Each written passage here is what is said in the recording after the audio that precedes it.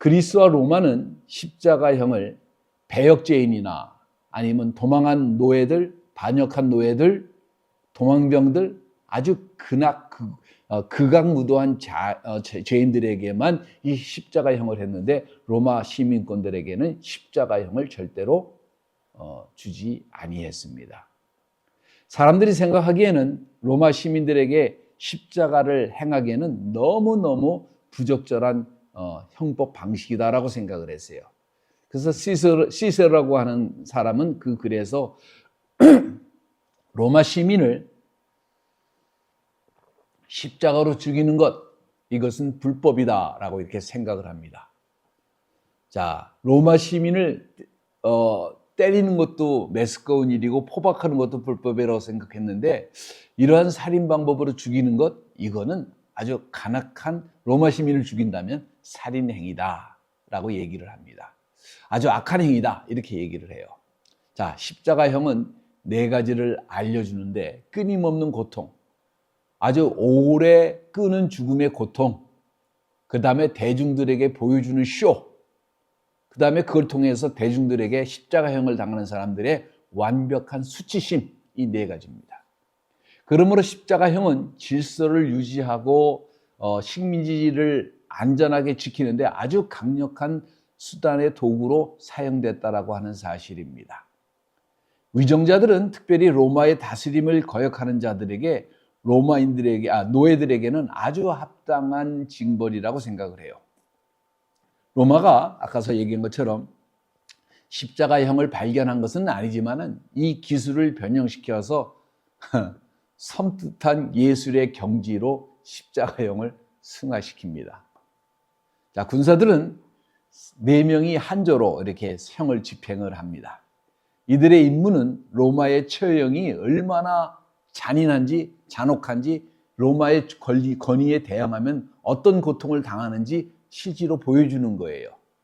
자, 이들은 각기 처형에서 나온 경험들은 각기 자기 나름대로 이 조가 찧어진 그 조 나름대로 어떻게 하면 제수에게 고통을 주면서 죽일 것인가를 나름대로 노하우가 있는 거예요. 그래서 딱 몇 번 얘기해 보면은 이렇게 하자면서 제수를 처형을 합니다. 자, 역사학자인 요세푸스는 군인들이 못을 박는 부위가요, 자신의 기분에 따라, 그날의 분노에 따라, 증오심에 따라, 변덕에 따라 다른 곳에 못을 박는데 그 못 박는 행위 자체가 아주 가학적인 것이 들어가 있다는 거예요. 그래가지고 못 박는 부위에 따라서 합당한 고통이 더하게 되며 이 과정을 표현하는 예술가처럼, 행위 예술가처럼 가학적 변태성까지 띠기 마련이라는 사실입니다.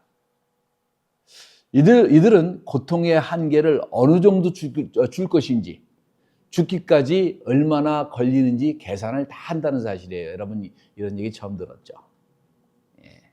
제수들은 보통 처형당하기 전에 책찍질을 당하고 그것에 따라 얼마나 이 십자가에 달리는 제수가 살아있게 할 것인지를 결정한다는 사실이에요. 처형을 집행하는 자들이 제수를 빨리 죽이려면 특별히 고안된 책찍으로 책찍질을 심하게 하면 어떻게 돼요? 피가 많이 흘리기 때문에. 그 다음에 이렇게 금방 죽을 수도 있어요. 근데 반면에 제수에게 가벼운 책찍질을 하면은 십자가에서 오래 사는데, 십자가에서 얼마나 사는지 여러분 보기에 금방 예수님이 돌아가시니까 금방 죽은 줄 알죠? 아닙니다. 이게요, 심하면 일주일도 가요. 생각해 보세요. 일주일 갑니다. 관리가 잔인한 책무를 다한 다음에 처형을 담당하는 사람들이 이제 죄수의 옷을 벗기고 처형하는 곳까지 십자가를 지도록 합니다. 그들은 매달려 있는 죄인들의 목에다가 이렇게 제목을 써요. 이렇게 제목을 써요. 죄수의 이름이 다 이 제목 안에 다 있습니다. 그리고 이것은 결국은 십자가형을 당할 때에 그들이 매달려 죽은 그 십자가 위에다 그 제목도 또 걸어요. 그리고 이것은 결국 다 뭐예요? 이 제수가 다 지고 가야 되는 거예요. 십자가형을 당하는 그곳까지 십자가도 그렇고 그 다음에 자기 제목도 그렇고 다 들고 가야 되는데 시의 중심지를 꼭 통과해야 돼요. 왜? 보여줘야 되니까. 그래가지고 처형 장소까지 반드시 이동을 합니다. 이 죽음의 행진이라고 우리가 얘기를 그때 당시 했다고 그래요. 그래서 고통의 방법이라고 그래가지고 비아 돌로로사라고 이렇게 말을 한다고 합니다. 이 행진의 목적은 대중들에게 보여주는 거예요. 까불지 마 이거죠. 로마 정부에게 대항하지 마라고 하는 경고를 주는 겁니다. 그래서 이 모든 행위는 사람들 앞에서, 대중들 앞에서 행합니다. 마지막 재판 동안에 로마의 집행관들은 예수님을 어떻게 해요? 거의 초죽음으로 몰고 갔다는 사실을 우리가 이미 알았습니다. 빌라도에게 다시 예수님을 보내질 때는 이미 피를 과다하게 흘린 상태였고 온몸에 멍이 들은 상태였고 육신적으로도 지칠 대로 지쳐있는 상태였을 것입니다. 그리고 사람이 심하게 힘들면 고통으로 온몸이 벌벌 떨렸던 아마 그런 순간이었던 것 같아요. 그때 빌라도는 예수님을 형 집행자들에게 넘깁니다. 예수님은 십자가를 질 수 있는 육신적인 상태가 절대로 못 됐습니다.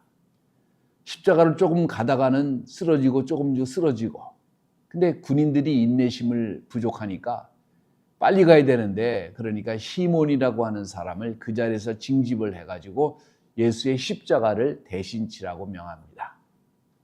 종교 지도자들은 빌라도가 준비한 제목을 반대를 합니다. 왜? 어떻게 쓰였냐면은 히브리 말로, 라틴 말로, 그릭 말로 뭐라고 썼냐면 유대인의 왕이라고 썼습니다. 히브리 말로는 종교적으로 이분은 왕이라는 뜻입니다.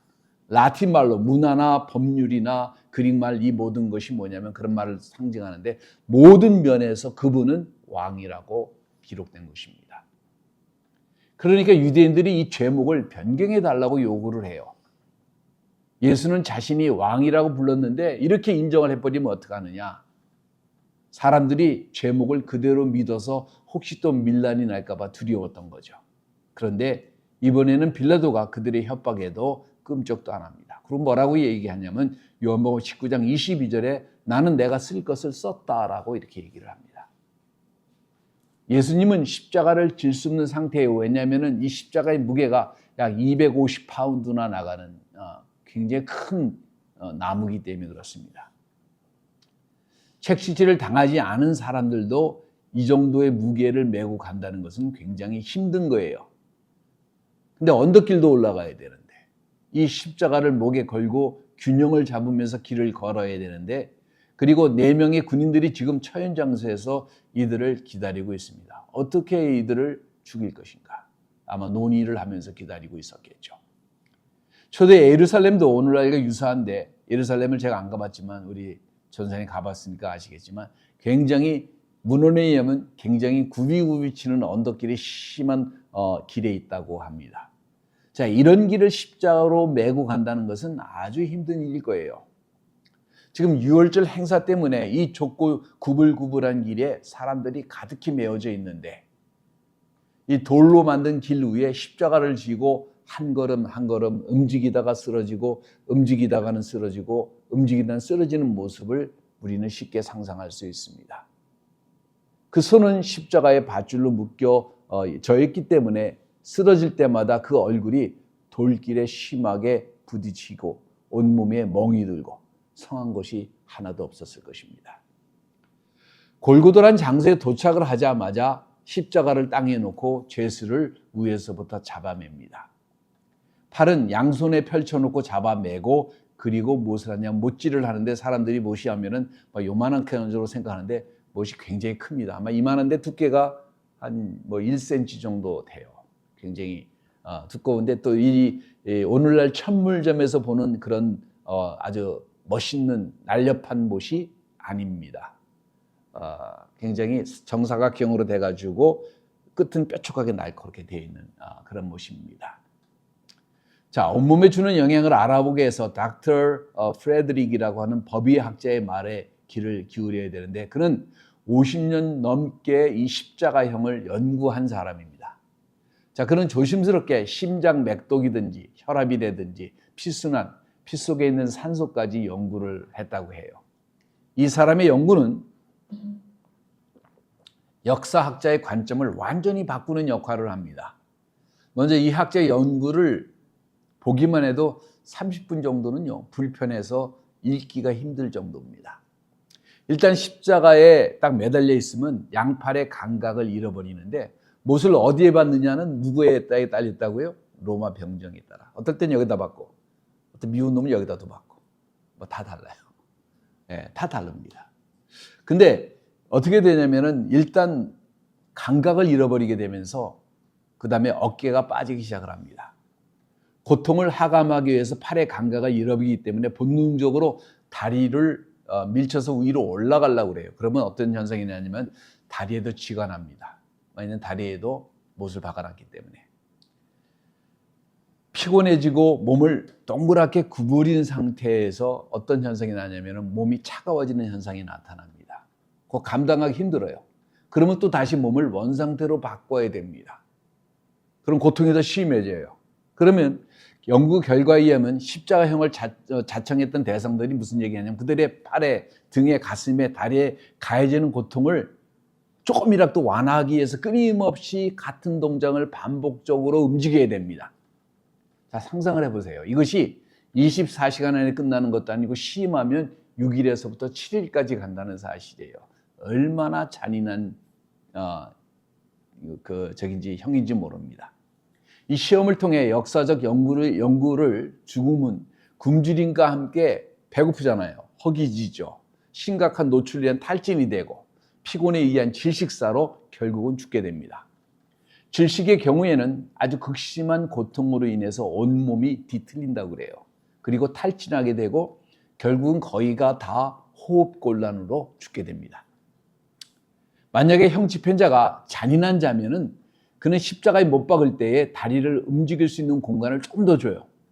그래서 정규적으로 몸을 움직일 수 있도록 만들어줍니다. 처음에 이게 굉장히 고마운 것 같지만, 힘을 주는 것 같지만 이게 고통을 연장시켜주고 배가시켜줍니다. 결국은 형 집행자들은 끈으로 죄수들을 묶는 것이 아닌 못으로 쳐서 나무에 죄수들을 고정시키기 때문에, 이것은 죄수들이 며칠 걸리는 죽음이 아닌 몇 시간이면 좋게 끝낼 수도 있는 방법이기도 하지만 보통 이런 일을 안 합니다. 죄수들은 잠깐 동안 엄청난 고통을 받지만은 만약에 빨리 죽인다면은 고통의 기간이 짧아질 수 있어요. 근데 만약에 십자가형을 향하는데 손에다가 못을 박으면, 손목에다가 박으면 그 고통은 엄청나지만은 이 몸무게가 있잖아요. 그 온몸이 손이 찢어지기도 하고 이 손목이 찢어지기도 하고, 그렇기 때문에 일찍 죽음을 당할 수도 있습니다. 손목에 가까운 손바닥에 못질을 하면은 팔과 안팔에 아주 심각한 고통을 초래한다고 그래요. 몇 시간 안에 죄수는 자결통이라고 하는 그런 고통을 받는다고 합니다. 이 현상은 중간신경이 부분적으로 손상되고 다른 신경이 고통을 느끼는 현상을 느낍니다. 고통은 매우 강렬하고 타는 듯한 고통 혹은 불로 태우는 듯한 고통을 느끼는데 잠깐이라도 엄청난 아픔을 느낄 수 있다라고 하는 것이에요. 팔에 번개가 지나가는 느낌이라고 합니다. 환자가 만약에 이 고통을 느낀다고 하면 다시 오는 고통을 피하기 위해서 몸부림을 친다고 합니다. 한마디로 이 고통은 인간이 감당할 수 있는 수준이 아니라고 해요. 자, 죄수들을 십자가에 못 박고 그리고 줄로 묶었습니다. 그리고 고통은 팔을 통해서 가슴으로, 다리로, 온몸으로 전이됩니다. 그리고 손상된 신경이 자극을 온몸에 전달합니다. 고통으로 온몸이 뒤틀립니다. 그리고 피곤이 배가 됩니다. 숨을 쉬기가 힘들어지고 숨이 가빠지면서 고통은 2배, 3배 이렇게 올라가기 시작합니다. 짐이라고 하는 비숍은 말하기를 주님의 팔은 V자가 됐다고 합니다. 완전히 이렇게 V자가 됐다는 거죠. 예수님은 2가지 감당하기 힘든 고통이 있었는데, 먼저는 그 손목에서 오는 고통이고, 손목에서 다리로, 그리고 다리에서 팔로 오는, 그리고 어깨로 오는 맹렬한 고통이 있었다고 합니다. 자, 2번째는 가슴 안쪽에서 근육들이 순간적으로 마비돼서 오는 현상에서 오는 고통이라고 해요. 심각한 고통이 이렇게 몰려오는 거예요. 숨을 쉬는 것도 힘들어집니다. 숨을 쉬기 위해서 조금이라도 발등을 밟고 몸을 천천히 올리면은, 그러면 못에 박힌 그 고통으로 아픔이 배가 되어집니다. 주님은 천천히 온몸을 이렇게 틀고 저렇게 틀고 그 머리에 제목에 걸려있는 제수의 목에 조금이라도 움직이면 또 걸리게 됩니다. 숨은 거칠어지고 빨라집니다. 잠시라도 호흡을 편하게 하기 위해서 몸을 들려면 밑에서 오는 또 고통이 엄청나게 감당해야 돼요. 그러면 다리에 쥐가 나고 온몸이 타들어가는 아픔 속에 몸부림칠 수밖에 없습니다. 이 과정은 죽을 때까지 반복적으로 지금 계속해서 이렇게 되는 거예요. 자리를 움직일 때마다 그렇게 되고, 움직였다가 다시 원래로 돌아갔다 다시 움직였다가 돌아갔다, 이것이 고통 속에서 계속적으로 반복적으로 움직이게 됩니다. 군인들이 다리를 분줄이기 전에는 못으로 인한 그 과다 출혈로 인해 가지고 호흡곤란 혹은 심장마비, 과도한 출혈로 인한 충격으로 죽을 수도 있습니다. 군인들은 예수님을 골고다로 끌고 갑니다. 그리고 가장 잔인한 방법으로 처형하기에 앞서서 먼저 진통제를 주려고 해요. 이것은 제수가 불쌍해서 주는 게 절대로 아닙니다. 나무에다가 이제 손을 대고 못질을 하는데, 사람들이 어떻게 돼요? 못질을 하면 본능적으로 손을 웅크리죠. 그러니까 이 과정을 쉽게 하기 위해서 주는 건데, 주님은 이 약을 먹는 것을 거절하십니다. 이들은 옷을 벗기고, 빨개를 벗기는 것은 수치심을 유발하려고 하는 의도가 있습니다. 그리고 밀어서 십자가에다 못을 박습니다. 군인 한 명이 십자가를 가슴으로, 팔로, 다리로 이렇게 해가지고 연결시켜가지고 이제 묶고 이제 때리죠. 군인 이제 두 명이 팔을 펴게 만들고 길이가 5인치, 문헌에니까 8분의 3인치 되는 못을 이제 십자가에 박습니다. 그리고 다리를 구부려서 조그마한 모서리에 다리를 걸칠 수 있게 하는 그 각발에도 이제 못을 박습니다. 군인들은 십자가에 세우고 구멍에다가 십자가를 고정시켜서 이제 바로 이렇게 세웁니다. 자, 십자가가 쓰면 십자가가 고정되지 않도록 고정을 시킵니다. 근데 주님께서 그 십자가에서 이렇게 기도를 하세요. 누가복음 23장 34절에 이에 예수께서 가라사대 아버지여 저희를 사하여 주옵소서. 자기 하는 것을 알지 못함이나이다 하시더라. 저희가 그 옷을 나눠 제비 뽑을세. 군인들은요, 아무런 감정이 없어요. 이 사람들은 매일 하는 일상 중에 한 일과일 뿐입니다. 일과가 끝나는 거에 불과해요. 그리고 끝나면은 십자가 혹은 못들을 회수하고 다른 죄수들에게 또한 사용할 것이에요. 금요일 9시에 두 강도는 사이에 십자가 위에 서서 계셨어요. 바나바의 공범일 수도 있는 두 명이 서 있습니다. 이들도 예수님에 대해서 들었을 거예요. 그리고 그분의 말씀을 들을 수도 있고 지나가다 왔다 가다가 그분이 하시는 역사를 봤을 수도 있습니다. 종교 지도자들의 조롱도 듣고 있었을 수도 있어요. 마가복음 15장 29절과 32절에 지나가는 자들이 자기 머리를 흔들며 예수를 모욕하여 가로되 아하 성전을 헐고 사흘에 짓는 자여 네가 너를 구원하여 십자가에서 내려오라, 이렇게 조롱합니다. 그와 같이 대제사장들도 서기관과 들과 함께 희롱하며 서로 말하되 저가 남은 구원하시되 자기는 구원할 수 없도다. 조롱하는 거죠.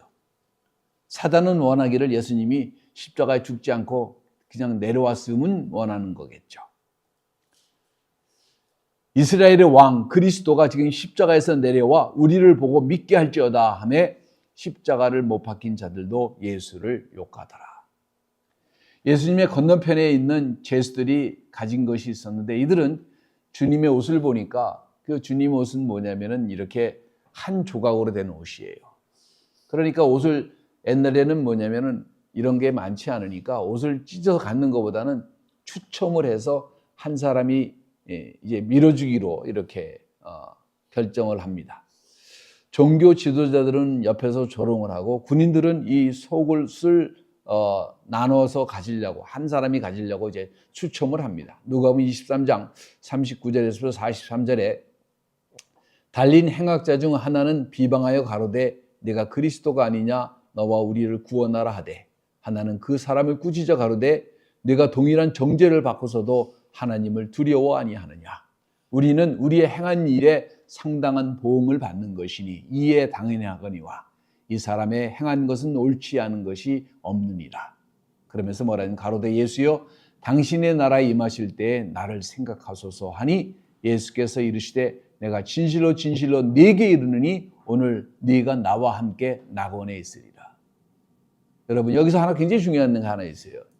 이 옆에 달린 제수는 선한 일을 행할 수 있는 기회가 일순간도 없었어요. 그런데도 예수님이 뭐예요? 그 믿음으로 고백했을 때 뭐라고 그랬습니까? 오늘 네가 나와 함께 낙원에 들어가리라고 약속해 주십니다. 바로 우리를 구원하는 것은 뭐냐면 선한 행위가 아니라 믿음입니다. 예수님의 이 사랑을 우리가 인정하는 거예요. 자, 종교 지도자들은 예수님을 조롱하고 성경을 인용하면서 이들은 자신들의 메시아가 고통당하는 모습을 지금 즐기고 있습니다. 참 이해가 안 되죠. 이 세상에 이해 안 되는 일들이 너무나 많습니다. 미국에서도 지금 한국에서도 이해 안 되는 일들이 너무나 많아요. 마태복음 27장 43절에 저가 하나님을 신뢰하니 하나님이 저를 기뻐하시면 이제 구원하실까? 제 말이 나는 하나님의 아들이라 하였도다. 정오쯤에 십자가형을 받으신 지 3시간 정도 지난 후에 해가 중천에 떴을 때에 이상한 어두움이 온 세상을 덮기 시작을 합니다. 그리고 오후 3시까지 지속됩니다.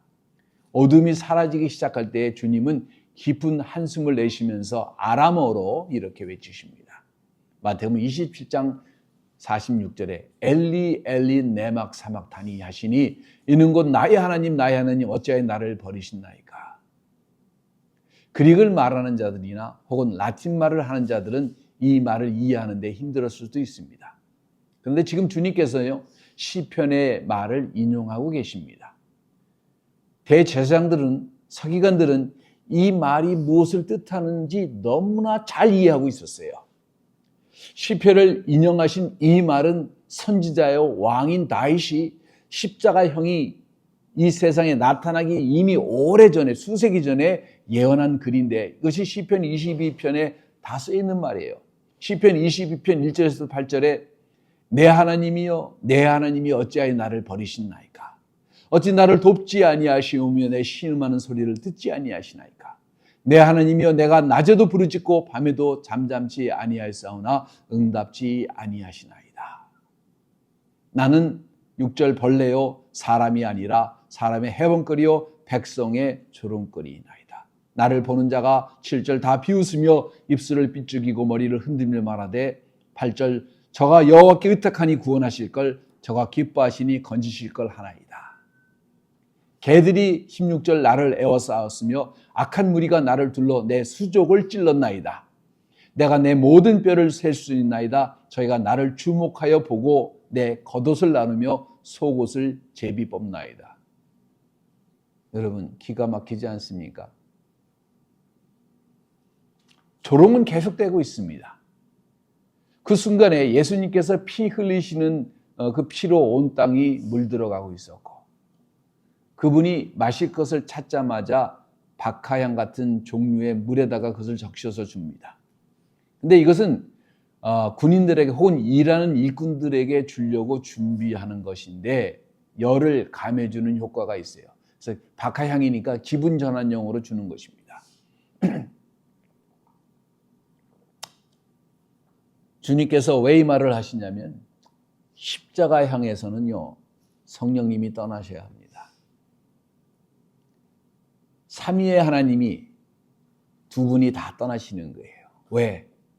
우리의 죄는 예수 그리스도 성자 하나님만이 지시는 일입니다. 그 고통을 처음으로 겪으신 거예요. 이 순간에. 그래서 엘리 엘리 네막 사막타니 하나님 나의 하나님 어찌하여 나를 버리시나이까 라고 울부짖으신 겁니다. 근데 떠나실 수밖에 없었던 거예요. 그 순간 아마 인간의 모든 죄가 창세부터 계시까지 지을 모든 죄가 예수의 속으로 다 들어가서 그 죄를 다 감당하시고 하나님의 그 의로운 분노를 대신해서 갚으시는 걸 거예요. 그리고 마지막으로 머리를 조금 흔들시면서 숨을 몰아쉬면서 이렇게 외치십니다. 텔레레스트나이. 이것은 그릭말로 모든 사람들이 이해했습니다. 이것은요 회개의 사용하는 말입니다. 고고학자들이 파피루스에 기록된 세금 영수증에는 항상 이 글이 함께 기록되어 있었다고 합니다. 이 말 뜻은 뭐냐면은 pay in full, 다 갚았다는 얘기예요. 십자가에서 마지막 숨을 내쉬면서 내가 모든 것을 다 갚았다는 거예요. 모든 죄값을 다 갚았다. 하나도 못 갚은 것이 없다라는 것입니다. 인간이 지은 모든 죄를 십자가에서 다 갚았다는 거예요. 내가 어떤 짓을 하든 예수께서 용서하지 못할 죄가 이 세상에는 존재하지 않는다는 사실입니다. 텔레레스타이, 다 갚았다. 완전하게 만족할 수 있도록 모든 죄값을 십자가에서 다 갚아주셨습니다. 인간이 구원받기 위해서 다른 어떤 것도 우리가 할 수 있는 일이 아무것도 없습니다. 왜? 남은 것이 하나도 없어요. 더 이상 선앙을 요구하지도 아니하고 관대한 성금을 요구하지도 아니하고 선행도 필요 없고 참회도 고백도 침례도 다른 어떤 것도 필요하지 않습니다. 필요한 것이 아무것도 없어요. 아무것도 없습니다. 지금 잘못 가리키고 있는 사람들에게 말합니다. 아무것도 없어요. 우리는 그분의 피로 대속됐습니다. 그것으로 pay in full, 다 갚았어요. 죄의 대가는 죽음이고 그리고 우리는 소망 가운데, 죄 가운데 비록 태어나서 죄 가운데 살다가 주님을 만났다면 주님께서 이미 다 paid in full, 다 갚아주셨습니다. 완벽하게. 페니 1센트 하나 없이 다 갚아주셨어요. 자신의 생명을 주시면서 우리의 모든 죄의 값을 영원히 완벽하게 다 갚아주셨습니다. 죄값을 다 지불하셨고 그리고 선포하셨고 예수님께서는 그 머리를 숙이셨습니다. 그 영혼을 아버지께 의탁한 것입니다. 땅에서는 백부장이 그 형 집행자들과 함께 이것을 보고 재미있는 일이 벌어집니다. 형을 집행한 자들이 만족해하는 것이 아니라 저 사람은 죽여야 돼 이런 생각을 하는 것이 아니라 두려움에 떨고 있었습니다. 심판하는 자들이, 심판을 실행하는 자들이 심판을 받고 있는 모습이에요. 언덕에 서 있던 큰 바위가 깨질 것 같은 큰 지진이 갑자기 일어납니다. 마태복음 27장 54절에 백부장과 및 함께 예수를 지키는 자들이 지진과 그 되는 일을 보고 심히 두려워하여 가로되 이는 진실로 하나님의 아들이었도다 라고 고백을 합니다. 주님은 십자가에서 다 이루셨습니다. 다 이루셨어요. 반면에 바나바는 지금 어떻게 됐을까요? 상상해 보겠습니다. 감옥에 갇혀서 이제 십자가에 죽을 때만을 기다리고 있는데 갑자기 웅성웅성거리는 소리와 함께 사람들의 외치는 소리를 듣습니다. 신성모독이라는 소리 혹은 폭동성동가라는 소리를 듣습니다. 죽이라는 소리, 함성이 들릴 때마다 호기심도 생길 수도 있겠지만 자기는 뭐 어차피 죽을 건데 라고 생각하고 있는데 사람들이 갑자기 자기 이름을 부르는 소리를 들어요. 바나바, 바나바, 바나바요. 그리고 십자가에 못 박혀 죽으시오 라고 하는 외침이 반복적으로 들릴 때 바나바가 아마 구석에서 냉수하고 있었을 거예요. 이런 인간은요, 이 두려움도 별로 없고 회개도 잘 안 합니다. 그래, 어차피 죽일 건데 뭐 이렇게 소리 지르고 난리야. 뭐 죽어주지 뭐. 내가 십자가형으로 당할 것은 다 아는 사실인데 뭘 이렇게 새삼스럽게 이것들은 또 소동하고 난리야? 이렇게 생각하고 있었을 것 같아요. 멀리서 군인들의 발걸음 소리가 들립니다. 이제 때가 됐어요. 비록 다 아는 죄인이지만 그래도 할 말 많은 한 세상을 작별할 시간이 온 거예요. 간수가 키를 만지면서 떠벅떠벅 걸어오면서 문이 열리면서 바나바라고 하는 얘기가 들립니다. 발바리커스, 이 말은 뭐냐면 유대인이 아니라는 소리예요. 외국인이라는 소리입니다. 일어나라. 그래서 천천히 일어나서 이제 손을 내밉니다. 손에 쇠사슬을 끌고 가는 것이 순서예요. 그런데 군인이 멱살을 잡더니 그를 그냥 내동댕이 치면서 말합니다. 이 새끼 참 운이 좋네. 이놈 잡으려고 얼마나 고생을 했는데. 그러면서 풀어줘요. 자, 영내에서 벗어나서 밖으로 나왔습니다. 순식간에 뭐예요? 자유를 얻었습니다. 분명히 죽어야 하는데 죄 사함 받고 자유함을 얻었어요. 그리고 잠시 후에 사람들이 몰려가면서 아람어로 떠드는 소리를 듣습니다. 그리고 그가 어떻게 자유를 얻었는지 깨닫기 시작을 합니다. 아무리 생각을 해도 바나바 머리로 이해가 되는 일이 아닙니다. 타인에게 장기를 기증받는 사람들은 공통적으로 그 장기를 누가 줬는지 꼭 알고 싶어 한다고 해요. 왜? 그리고 어떻게? 그리고 자기 자신 대신에 예수 그리스도가 골고다에 가서 십자가를 당한 사실을 알게 됐을 때 아마도 바나바도 똑같은 마음이 있었지 않았을까요? 왜? 예수 그리스도가 십자가를 지셨을까? 나 대신에.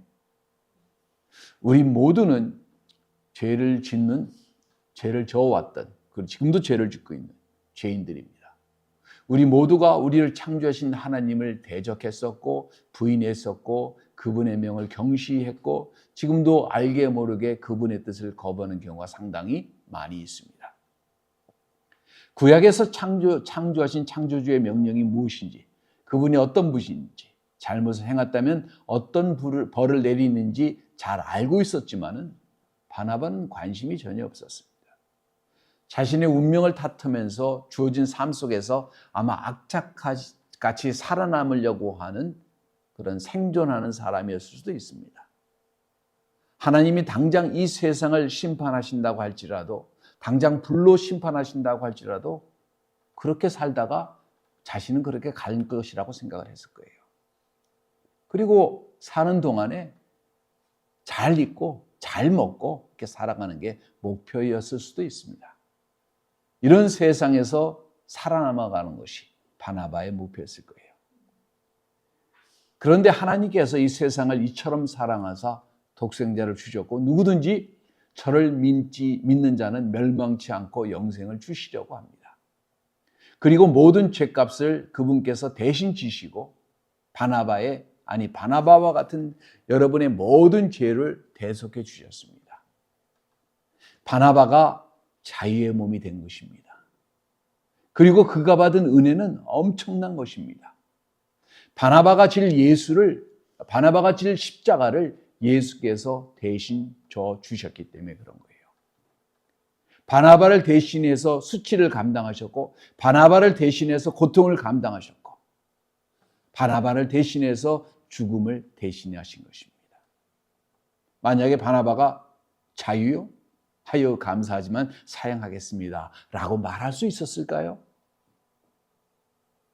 내가 그냥 십자가 지지 그까짓 거 뭐 이렇게 얘기를 과연 할 수 있을까요? 감히 어느 누구도 이런 식으로 이런 태도로 십자가를 대할 수는 없을 거예요. 만약에 십자가 형별이 무엇인지 그것을 봤다면, 지켜봤다면, 그 고통을 조금이라도 느꼈다면 그런 은혜 그 따위는 필요 없어요라고 얘기할 수 있는 사람이 누가 있겠어요? 감히 이런 식으로 대화를 할 수 있는 사람이 누가 있었겠어요? 그러나 하나님께서 내리실 지옥의 심판에 비하면 십자가형은 아무것도 아닙니다. 그 감옥은, 그 형별의 지옥의 불은 영원히 죽지도 아니하는, 고통이 하감되지도 아니하는 영원한 심판이 있다는 사실을 알아야 합니다. 죄 속에 태어나서 죄 속에 죽는 여러분들을 위해서 예수 그리스도께서 대신 고통을 당하셨습니다. 오늘 현실 속에서 살아가는 바나바들에게 제가 감히 묻습니다. 그 은혜를 감사할 수 있나요? 그 당하신 고통에 대해서 정말로 감사할 수가 없나요? 그 은혜를 진정 뼈에 사무시도록 감사해야 되는 거 아닙니까? 그 사랑을 어떻게 거부를 합니까? 그렇다면 이제 바나바인 여러분들에게 주님 앞에서 어떻게 답을 해야 될지 여러분의 응답의 시간이 기다리고 있습니다. 여러분이 답할 차례예요. 기도하겠습니다. 주님, 감사와 찬송과 영광을 아버지 앞에 드립니다. 아무런 가치 없는 죄들, 의라는 것이 존재하지 아니하고 심령 속 안에 참으로 죄악된 성품만이 존재하던 저희들, 그러면서 스스로 의인이라고 자부하며 남에게 피해 주지 않았다고 살아왔다고 자부하는 저희들, 참으로 어리석고 미천한 저희들, 눈이 있어도 보지 못하고 귀가 있어도 듣지 못하고 입이 있어도 느끼지 못하고 양심이 있어도 문둥병자와 같이 느끼지 못하는 저희들, 대신해서 십자가를 져주시고 우리를 구원해 주시고 예수의 문으로 들어오라고 초청해 주시는 주님, 그 주님의 은혜 앞에 서서 감사와 찬송으로 그 문에 들어가기 원합니다. 영광의 문으로 들어가기 원합니다. 부끄러움과 떨림으로 그 문으로 들어가기를 원합니다. 자비로우신 주님의 사랑 앞으로 저희들이 온 영혼과 심령을 드리고 감히 저희같이 부족한 영혼들을 받아주신 주님의 사랑 앞에 감사함으로, 기쁨으로, 그리고 두려움과 떨림으로 들어갑니다. 주님, 저희들을 용납하여 주옵소서. 감사와 찬송과 영광을 아버지 앞에 돌리며 예수님의 이름으로 기도합니다.